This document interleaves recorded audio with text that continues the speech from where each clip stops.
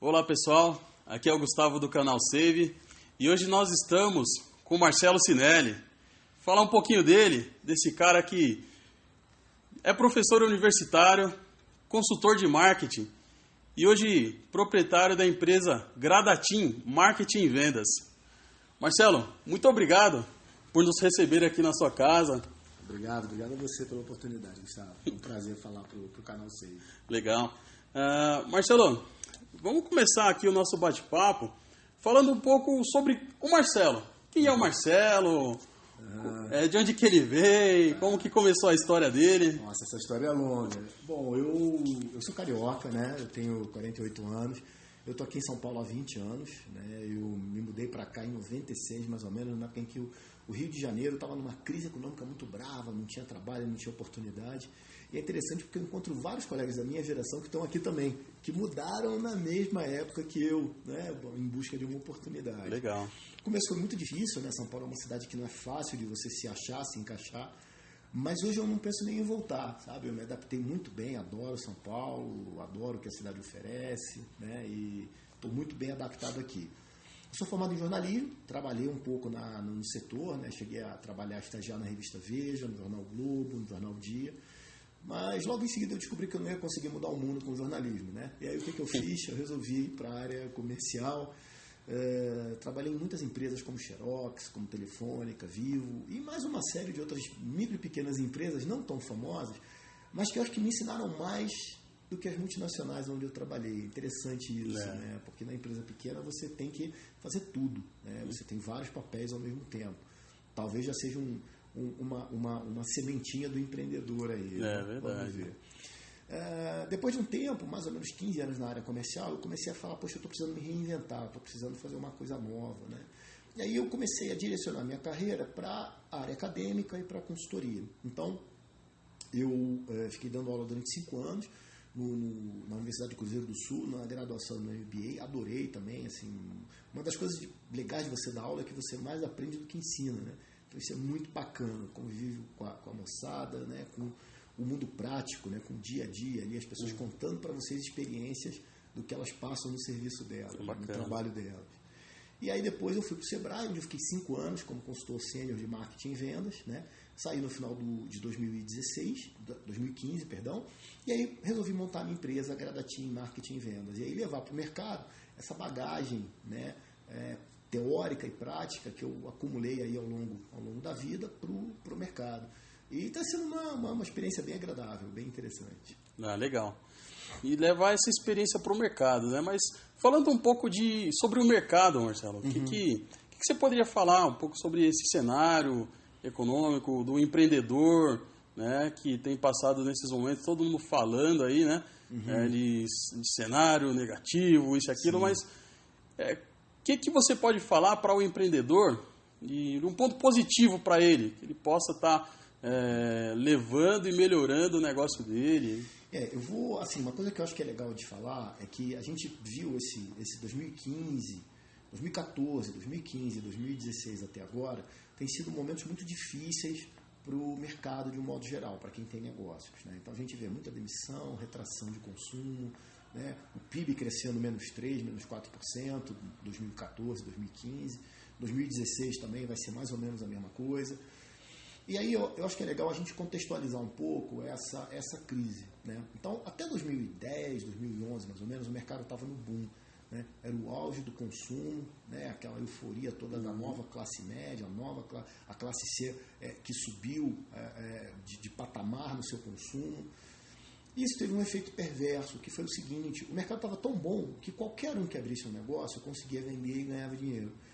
O resultado disso é que entrou muita gente que, não vou dizer despreparada, mas muita gente que muitas vezes não tinha um perfil de empreendedor, que entrou sem o devido preparo, o estudo, o conhecimento, a pesquisa, o planejamento para entrar no negócio.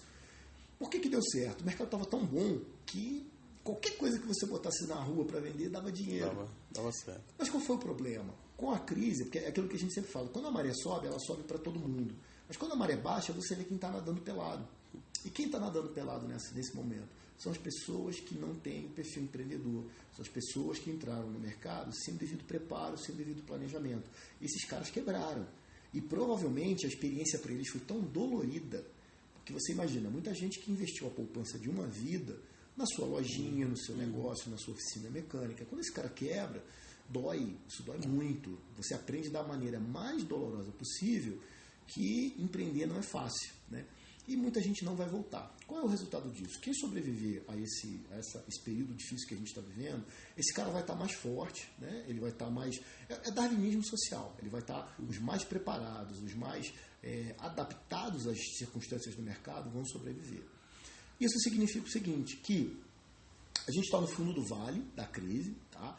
Sem entrar em considerações políticas, né? Mas 2017 se apresenta como um ano mais positivo de crescimento, o otimismo está voltando, a confiança está voltando, o governo está falando em investimentos de privatização, de concessões, isso vai fazer a roda da economia girar, e aí é um ciclo virtuoso, né? Uma empresa gigante é contratada para fazer uma hidrelétrica, para fazer uma estrada.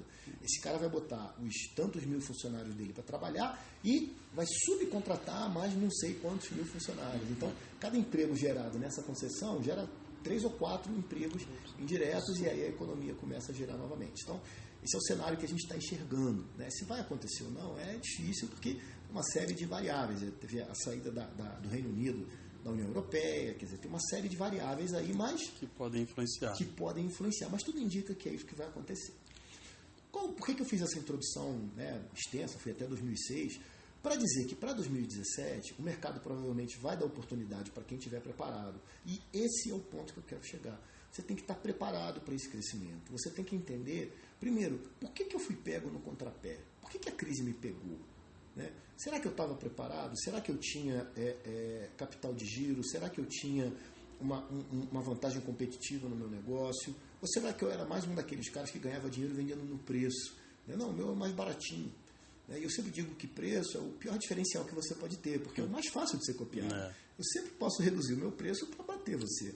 E aí a gente entra numa guerra de preço predatória, é uma coisa canibal, né? E aí o que acontece? Os dois quebram. Então, quem sobreviveu, e eu estava vendo uma matéria esses dias sobre as lojas de Renner, os caras estão expandindo o negócio dele nesse momento de crise. E aí o cara deu a explicação, falou, cara, a gente está capitalizado, nós temos muito dinheiro em caixa, eu não estou indo ao banco, e eu estou vendo um monte de loja em shopping center vazia, com o preço do metro quadrado lá embaixo.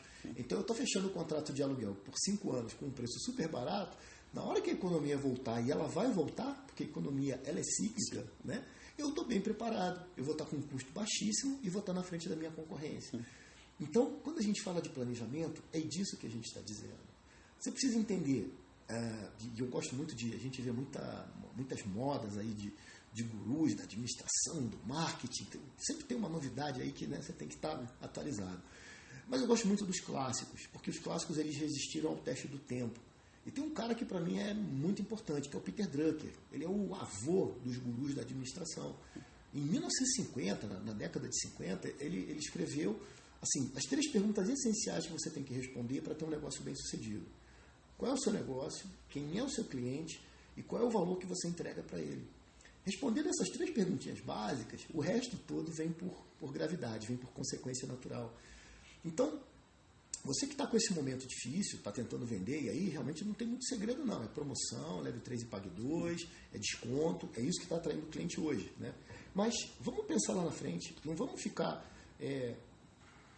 focado nessa crise, vamos planejar o crescimento. Então, olha para o mercado, olha para dentro, né? Olha para dentro da tua empresa, quais são as gorduras que dá para cortar, quais são as ineficiências que o meu negócio tem, será que o meu estoque está equilibrado? Será que eu tenho capital de giro? Será que eu sei calcular meu fluxo de caixa? Será que eu sei calcular o preço de venda do meu produto? Outro dia eu fui visitar um lojista, né? Eu estava conversando com ele trabalha com camisetas, ele faz silcagem de camiseta. E aí a camiseta, o tecido varia, e o tipo da imagem que ele coloca lá também varia. E eu perguntei, cara, mas como é que você calcula o preço? A gente tem uma noção. Eu já fiquei preocupado, já dei 2 passos para trás, já botei a mão na cabeça e falei, a gente tem uma noção? Cara, não tem noção. Custo, imposto, mão de obra, matéria-prima, custo indireto de fabricação.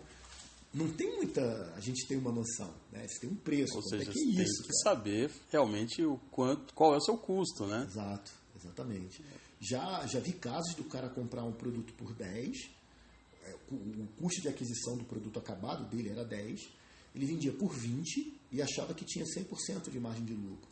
Só que, na verdade, quando a gente foi fazer a conta, ele tinha que vender por 32 só para empatar. Quando a gente fez a conta para ele, o cara quase morreu do coração. Ele falou, cara, eu estou perdendo dinheiro. Eu falei, exatamente. É por isso que você trabalha tanto e não vê dinheiro no final do mês. Porque o preço do produto está errado. Ele não levava em consideração todas as despesas, Exato. os custos que ele tinha para ter o produto acabado. E é uma coisa assim, simples, não é uma matemática assim, sabe, super sofisticada. É uma coisa simples, mas que é preciso ter essa informação. Então, você olhou para dentro e você fez esses ajustes. Você já acertou teu preço, tua equipe está treinada, o pessoal está motivado, está capacitado, o produto está legal, é um produto redondinho que o mercado quer comprar. Vamos olhar para fora agora. Como é que está a concorrência? O que a concorrência está fazendo? É muito comum o cliente chegar e falar, não, eu estou com uma ideia aqui, porra, ninguém faz igual. Legal, o que você faz? Eu faço X.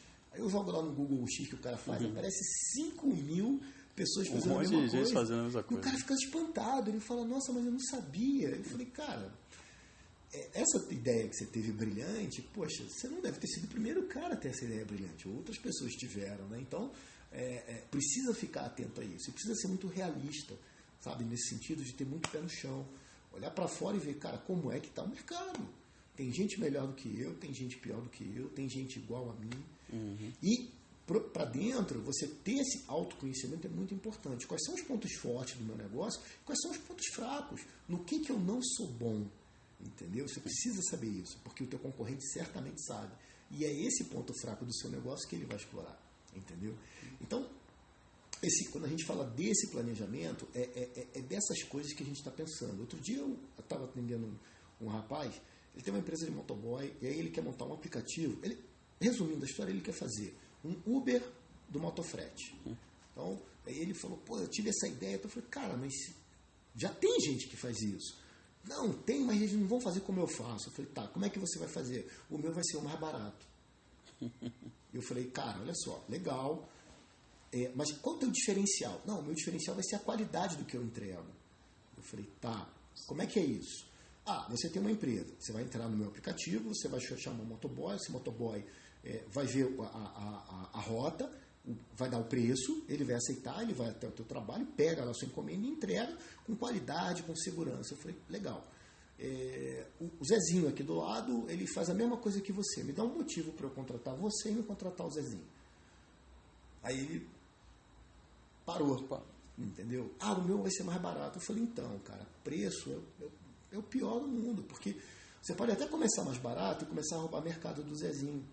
Mas na hora que ele vê que ele está perdendo o mercado para você por conta de preço, o que você acha que ele vai fazer? Ele vai baixar o preço dele. E aí você vai ter que abaixar o seu. E para você ter uma ideia, ele não tinha noção que o aplicativo ele tinha que rodar em Apple, Android e o Windows Phone. Tem que rodar nessas três? Então, repara como estava cru. Ou seja, não tinha o preparo, né? Não tinha nenhum conhecimento exato para colocar aquela ideia dele em prática. Exato. E só aproveitando o gancho que você falou aqui, Marcelo, que eu achei muito interessante, você falou do Drucker. Em 1950 ele já estava falando em criar valor. E o que nós estamos hoje em 2016 e as pessoas estão falando isso, que nós precisamos criar valor, criar relacionamento com o nosso cliente. Né? Sim. Como que se dá hoje para o pequeno negócio criar esse valor, criar esse relacionamento com o seu público-alvo? Então, você sabe que é uma coisa interessante e é um pouco contraintuitivo, né? Eu fiz um trabalho em Santo André, eu moro em Santo André, né? E eu fiz um trabalho no varejo aqui de Santo André, o pequeno varejo, e o pessoal estava assim, apavorado com as grandes redes. E aí eu estou falando de Carrefour, eu estou falando de Walmart, eu estou falando de CIA. Né? Não dá para o armarinho da Dona Maria ou para a quitanda do seu Tanaka competir com esses caras. Né? Porque eles têm um espaço maior. O seu Tanaka vende, sei lá, 5.000 produtos na quitanda dele, o Walmart vende 40.000 itens. O preço é absurdo, etc. Consegue comprar com preço muito melhor pela quantidade que compra. Sim. Tem Geralmente, ele está localizado num espaço gigantesco que tem o quê? Toda uma prestação de serviço. Tem o posto de gasolina, tem o correio, tem a agência da Caixa Econômica, tem uma série de coisas que estimulam o consumidor, a dona de casa, o consumidor de modo geral, a ir até lá para fazer a sua compra, já pagar suas contas e fazer... Né? E aí, eu conversando com esses empresários, esses pequenos empresários, e eles, cara, mas não tem como é que eu vou brigar com esse cara? Eu falei, não, eu entendo seu espanto, mas vamos lá. O que você é bom, o que você consegue fazer bem e as grandes redes não conseguem fazer? E aí, o cara não tem informação, ele não leu Peter Drucker, mas ele não é bobo. Né? Então, ele tem o conhecimento, ele tem o entendimento. Ele falou, olha, eu conheço muito bem a minha cliente. É isso, cara. A tua cliente, quando entra na sua quitanda, você cumprimenta ela, você fala, Dona Maria, tudo bem? Como é que vai seu filho melhorando da gripe? E seu marido está feliz, o Corinthians ganhou mais uma, né? Olha, fatiei o presunto do jeito que a senhora gosta, aqui fininho, e tirei a gordura, tá? Então tá aqui o seu... Hoje é o café com a sua família, etc. E a dona de casa fica feliz na vida, porque o cara sabe o nome dela, sabe que ela tem um filho que está gripado, sabe que o marido é corintiano, sabe que ela gosta do presunto fininho, fatiado, já deixa ali do jeitinho que ela quer para receber a família dela para aquele café de domingo. Coisas que geralmente numa grande empresa elas não têm esse relacionamento. É impossível. Você vai na seção de frios de uma grande rede de supermercado, o cara vai falar, próximo, a senhora vai querer o quê, dona minha senhora? Próximo. Não é que o operador do supermercado ele é uma pessoa que é desinteressada, que não é isso não. É que a dinâmica do negócio não permite isso. Tem uma fila, tem pessoas querendo comprar, entendeu? E ele precisa rapidinho agilizar atender o essas processo. pessoas, entendeu? Então, é interessante isso, porque o que parece que é uma ameaça, na verdade, pode ser uma tremenda oportunidade para esse pequeno empresário. O que ele tem para esse pequeno empreendedor? O que ele tem que fazer? Ele tem que conhecer muito bem o cliente dele, conhecer o gosto. Porque se ele for procurar oferecer a mesma coisa que as grandes redes oferecem, ele vai perder. Porque eles vão ter uma diversidade maior e vão ter um preço melhor. O que ele tem que oferecer? Aquela coisa especial. Mas como é que eu vou saber que é especial? Porque eu sei o seu gosto. Eu sei que você gosta de um casaco de couro. Então, o meu mix de produto vai estar voltado para atender você. E eu consigo falar com você pessoalmente. A gente tem muito sistema de... O pessoal fala muito em Big Data, né, que é o volume absurdo, descomunal de informações que me permite conhecer o Gustavo melhor do que o Gustavo se conhece. Eu sei o time que você torce, a cerveja que você bebe. Isso é muito legal, isso é muito importante, mas isso não é tudo. 70%, 80% do Big Data é humano, é a análise humana daquelas informações. E tem muita informação de compra, do comportamento de compra do consumidor que o Big Data não vai te dar. Entendeu? Então, por exemplo, a gente gosta muito de comprar aquela pasta de dente que deixa a boca mais ardida. Né? Por quê? Porque quanto mais ardida é a pasta de dente, mais a gente tem a sensação de que mata bactéria. Isso é uma bobagem. Comer uma maçã e escovar o dente é a mesma coisa. Mas eu quero a escova de dente, a pasta de dente mais ardida, porque é ela que vai dar uma limpeza, vai cuidar mais do meu filho, vai cuidar mais da minha boca, mas isso é uma bobagem. O Big Data não vai pegar isso.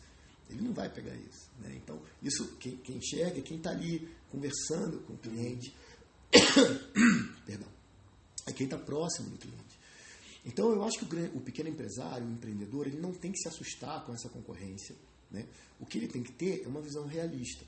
Né? No que ele é bom, no que ele pode brigar com o grande, né? Por que ele pode brigar? Porque o grande não tem essa capacidade de fazer.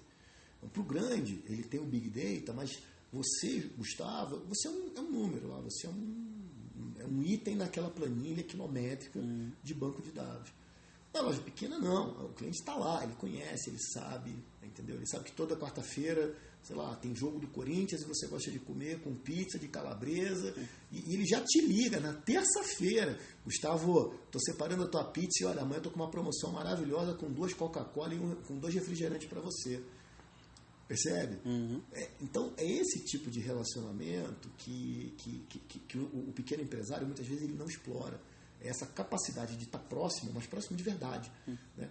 E é interessante isso porque a tecnologia está cada vez mais presente na nossa vida. Né?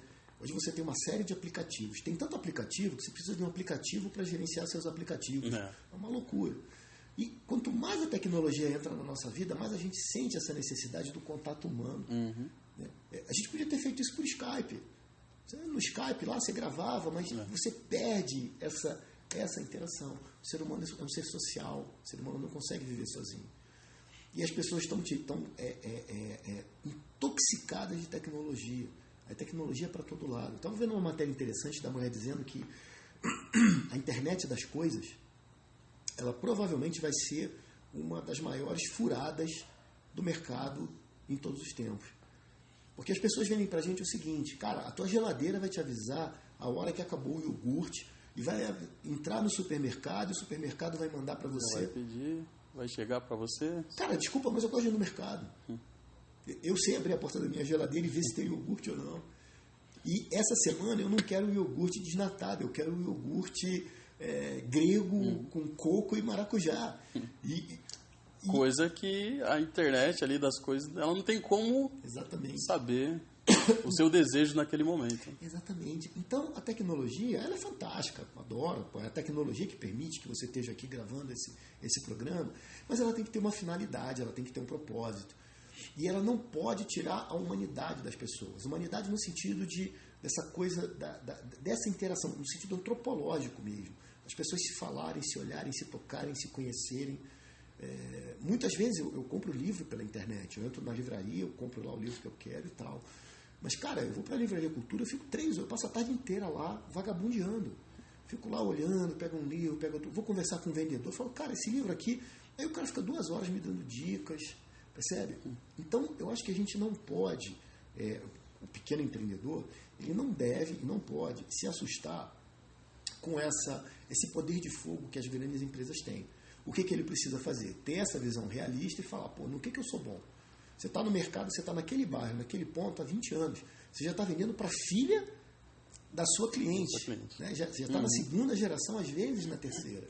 Aproveita isso, faz um mix de produto diferenciado. Né? Por quê? Porque você vai no mercado, na rede grande de varejo, ela não vai conseguir oferecer tudo. Ela vai ter um pouquinho de um produtinho um pouco mais sofisticado, vai ter muitos de produto assim de segunda linha e vai ter aquele produto baratinho. Faz um mix diferenciado. Agora, esse mix diferenciado tem que estar o quê? Tem que estar adequado ao público... Alinhado ao desejo do seu cliente. Que você vende, exatamente. Entendeu? Senão, você vai dar com a cara na porta, você não vai conseguir vender. Então, eu acho que o futuro ele é promissor para esse pequeno empresário, esse empreendedor, mas ele tem que ter uma postura assim, proativa. Pensa, por exemplo, nesse rapaz que eu falei do aplicativo. Conversando com ele, deu para sentir que o cara é extremamente dinâmico. Extremamente, sabe, eu conversava com ele, ele me respondia com uma autoconfiança na ideia dele, assustadora. Assustadora porque ele estava muito autoconfiante e a ideia dele estava completamente verde, sem sustentação. E ele com uma visão de mercado totalmente equivocada, achando que só ele teve essa ideia e que, pra você ter uma ideia, ele falou para mim, não, é só a gente copiar o sistema do Uber porque já está pronto. Eu falei, cara, mas como é que você vai entrar no sistema do Uber e copiar o sistema do Uber para o teu... isso aí o cara de TI vai ter que fazer. Eu falei, cara, não é assim. É bem assim que funciona. Não é assim que funciona. Vai custar um caminhão de dinheiro para você fazer um aplicativo. Eu estou falando de um caminhão de dinheiro mesmo. Estou falando de 100 mil, 200 mil reais. Não é assim. Entendeu? Então é interessante isso. Quer dizer, o cara tem essa atitude agressiva, autoconfiante, arrojada, mas falta essa parte aqui. Qual é o resultado disso que eu estou prevendo para esse empreendedor? Provavelmente ele vai apanhar muito, ele vai perder muito, talvez ele até chegue onde ele quer, mas ele vai apanhar muito, ele vai perder muito dinheiro. E o caminho dele, ao invés de ser uma reta, né, vai ser extremamente sinuoso. Eu fiquei meia hora conversando com ele, ele falou, cara, você me falou um monte de coisa que eu não tinha pensado, e assim, né, não é que eu estou sendo modesto, não. Eu não falei nada do outro mundo. Coisas cara. Básicas. Eu não falei nada do outro mundo. Só a questão do sistema operacional, ele já ficou, nossa, eu não tinha pensado nisso. Claro, pô, às vezes você tem produto que você tem sites, coisas que você lança. Às vezes ele roda em Safari, mas não roda em Explorer. Roda em Android, no Google, mas não roda, Ou seja, ou não roda tão bem assim. Coisas muito específicas que só realmente quem é da área vai poder responder para ele. Exatamente. Né? Então, o que eu vejo é que a gente tem muita potencial, mas esse potencial precisa ser melhor trabalhado. Né? Eu acho que não dá mais para você ir só com essa coisa assim de vamos lá e Deus é por nós. Só da ação, né? Deus até está torcendo por você. Ele está torcendo, mas você tem que fazer a tua parte, cara, senão você não vai chegar lá. Ou vai doer mais, né? Eu costumo dizer que nós precisamos ter chá, né, para poder fazer as coisas na vida, né? Que é ter conhecimento, habilidade e atitude. Não só atitude, né? Exato. O empresário ele tem muita atitude, Exato. mas muitas vezes falta o preparo, Exato. que é buscar o conhecimento, Exatamente. saber se ele tem a habilidade necessária para fazer aquilo. Exato. E às vezes, cara, a gente se preocupa muito com isso, porque é o que eu falei no começo. Você pega um cara que foi demitido, ele recebeu uma indenização de R$200 mil, é o dinheiro da vida dele, e ele investe num negócio que pode ser uma pizzaria, uma lavanderia, um serviço de entrega, não importa o que seja. Vai doer muito se esse cara perder esse dinheiro. Né? O risco, ele está em qualquer coisa. Você acordou de manhã cedo, você saiu da cama, você já está correndo risco. Você pode pisar no skate do seu filho, cair e quebrar a perna. Isso é um risco. Mas existe uma coisa chamada risco calculado. E é a diferença entre a incerteza e o risco calculado. Quando você está num ambiente de incerteza, é muito mais difícil. Né? Vou usar o exemplo do avião, o exemplo mais batido que tem. Né? O avião, ele vai daqui, imagina, o avião sai daqui à noite e vai para a Europa, ele vai atravessar o Oceano Atlântico inteirinho. Tem um risco desse avião cair? Tem, mas é um risco calculado. Por quê? Tem o tanque, o avião tem 3 motores, 4 motores, se um queimar ainda tem 2. Ele tem o piloto automático, quase todos os sistemas do avião têm redundância e redundância da redundância. Então o pessoal fala, quando o avião cai, não tem um motivo, são várias coisas assim, que levaram é como ganhar na Mega Sena sozinho 4 vezes, assim, é muito, né? Por quê? Porque é um risco calculado. Quando ele vai daqui para a Europa e está chovendo, tem uma tempestade, não é incerteza, é risco calculado, porque ele tem uma série de instrumentos que vão direcioná-lo para o caminho correto. O que esse empresário precisa hoje, qualquer que seja o nível desse empresário, desde o MEI até uma empresa de 100 milhões de reais, é ter esse painel de instrumentos para ele poder controlar as empresas dele, indicadores, né? É muito comum você ver empresário que tem cliente, geralmente é no B2B, né, quando ele vende para a empresa. Ele tem cliente para quem ele vende que não vale a missa. Não vale a missa. É um cliente muito grande, então ele pensa, não, esse cliente é importante para mim, eu não posso abrir mão. Quando ele vai ver, a margem de lucro é muito pequena, quando não é negativo. É um cara que consome muito, exige muito dele em termos de horas de trabalho, e o retorno que dá é mínimo. Entendeu? Ou aquele produto que você tem no teu portfólio, que dá muito trabalho para fazer, é complexo, e a margem é pequena, não dá retorno. Então, faz essa análise, da tua carteira de clientes, análise do teu mix de produto, vê o que é lucrativo, o que não é, tenta identificar dentro desses clientes que são mais lucrativos um perfil, e aí você começa a dar um tiro mais certo. A pior coisa do mundo é quando o cliente fala assim para mim, eu pergunto, né? Eu falei, cara, mas qual é o teu público-alvo? Meu público-alvo, Marcelo, é todo mundo que quiser comprar. Eu falo, é a pior resposta do mundo, porque todo mundo e ninguém é a mesma coisa. Né? Então, isso é muito complicado. Então, faz essa análise, você começa a dar um tiro um pouquinho mais certo. Por quê? Porque você não tem verba para gastar. A tua margem de erro é muito pequena. Então, quanto mais certeiro for esse tiro, quanto mais certeiro for essa sua tacada em direção ao mercado, mais lucrativo vai ser o seu negócio. Né? Legal. Marcelo, eu gostaria agora de falar um pouco sobre a Gradatim, cara. O que ela pode oferecer para esse pequeno empresário que está precisando desses instrumentos de voo aí? O que a Gradatim pode oferecer para eles? Legal. Então, eu procuro posicionar a minha empresa como uma empresa de marketing estratégico. Tá? Por que eu estou falando isso? Porque muitas vezes, na verdade eu diria para você que 99% das vezes que alguém me procurou pedindo uma orientação para aumentar as vendas, esse problema que ele tinha, que era uma venda fraca, era um sintoma de alguma outra coisa mais complexa lá atrás. Entendeu? Então, a queda nas vendas era uma febre, e sintoma de alguma outra coisa que estava... E o que acontece? muitas vezes o cara pede uma ação para você, que pode ser criar um site, fazer um e-mail marketing, um folheto, uma panfletagem. Isso é só colocar um band-aid. Você vai fazer essa ação, vai dar algum resultado, mas logo em seguida o problema retorna. Por quê? Porque a causa ela não foi combatida. E que causa é essa? Aí podem ser vários motivos, como eu mencionei anteriormente. Pode ser o mercado quer laranja e você está oferecendo banana. O mercado quer comprar barata e você está vendendo caro. Ou é um mercado que tem potencial para comprar caro e você está vendendo baratinho, queimando preço. A tua equipe não está motivada, não está treinada, não está preparada. O ponto que você colocou, que você escolheu é um ponto ruim. Então são problemas que, assim, para resolver o problema que o empresário traz, esses problemas têm que ser endereçados, esses problemas têm que ser resolvidos. E aí eu costumo brincar que assim, eu sou o cara das perguntas difíceis, né? Eu vou botar o dedo na ferida. Por quê? Porque o meu trabalho é realmente resolver o problema do cara. Não adianta fazer o folheto que ele me pediu, vai ficar bonito, ele vai distribuir, etc, etc, mas ele não vai ter um resultado lá na frente. E aí é pior, porque ele vai ficar bravo comigo, vai achar que o folheto não funcionou, que o marketing não funciona, quando na verdade a questão é outra. E eu costumo falar muito que, assim, eu me sinto às vezes como... Sabe aquele cara que vai no médico, né? Ele passa no médico, e o médico fala assim: Gustavo, você precisa parar de fumar. Aí você vai e muda de médico, entendeu? Porque ele não quer parar de fumar. Então, eu sempre faço essa provocação no empresário, porque eu vou falar uma coisa meio delicada aqui. 99% dos problemas de uma empresa, a culpa é do dono, entendeu? A culpa é da atitude do dono, do comportamento do dono. Por quê? Porque quem pode resolver, tomar decisões na empresa é o dono. Ora, se o estoque não está adequado, quem tomou essa decisão? Ah, não, Marcelo, não fui eu não, foi o meu funcionário. Tá, quem contratou o funcionário? Quem não treinou o funcionário? E quem ainda não demitiu esse funcionário que está te dando prejuízo? Né? Então a Gradatim procura trabalhar entendendo a empresa de uma maneira bastante abrangente, bastante estratégica, né? Entendendo toda a cadeia de valor que ela tem, ou seja, não é só o negócio do cara, é para trás, os fornecedores dele, e para frente, os clientes dele, e às vezes os clientes dos clientes.